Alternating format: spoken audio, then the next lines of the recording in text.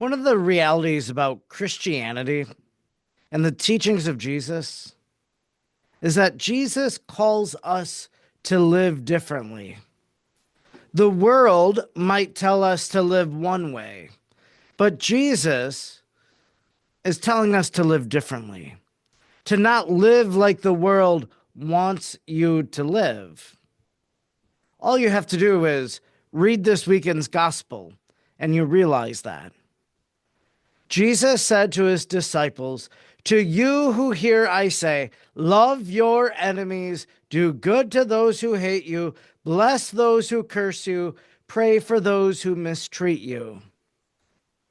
Turn your cheek, offer your other as well." All of these things. But I often tell people that these words, just read, love your enemies, do good to those who hate you, bless those who curse you, pray for those who mistreat you. These are the hardest words, I think, of Scripture. It is very difficult to love your enemies, to bless those who curse you, to pray for those who mistreat you, to do good to those who hate you. It's tough. What does the world tell us we should do? The world tells us that we should delight when something bad happens to them, when they experience something that sets them back. They're our enemy. We should delight that they are faltering.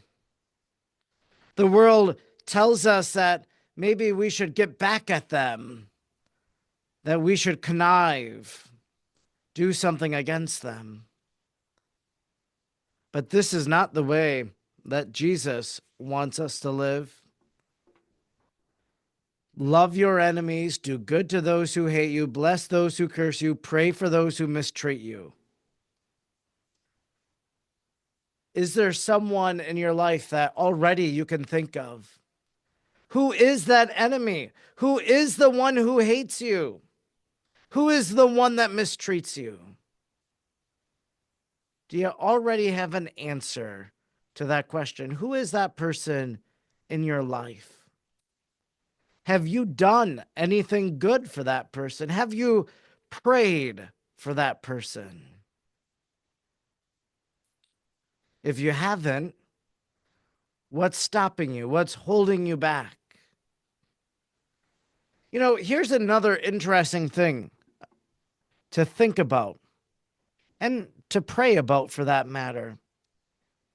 Love your enemies, do good to those who hate you, bless those who curse you, pray for those who mistreat you. So we realize that there are people in our lives that we are going to do good for, that we're going to pray for. But think about the opposite. Is there someone that might consider you their enemy? Someone that might consider you the one that hates them? Consider you to be the person that mistreats them? Yes, we have that person in our life that we are praying for, that we're going to maybe do good for, hopefully, if we want to live this gospel.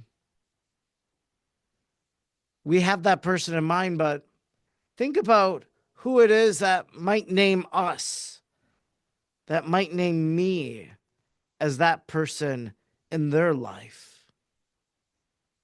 That is something that could rock your world, to realize that we're not always the victim, but that we might be the perpetrator ourselves. At the end of the gospel today, Jesus says, "Stop judging and you will not be judged. Stop condemning and you will not be condemned. Forgive and you will be forgiven." Who's the last person you judged? Well, stop judging, Jesus says.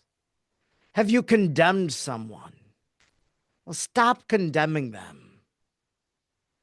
Have you forgiven someone? We will be forgiven to the degree that we forgive others. These are teachings from Jesus that are difficult, that are challenging. But he's calling us to live differently. That's what it means to be a Christian.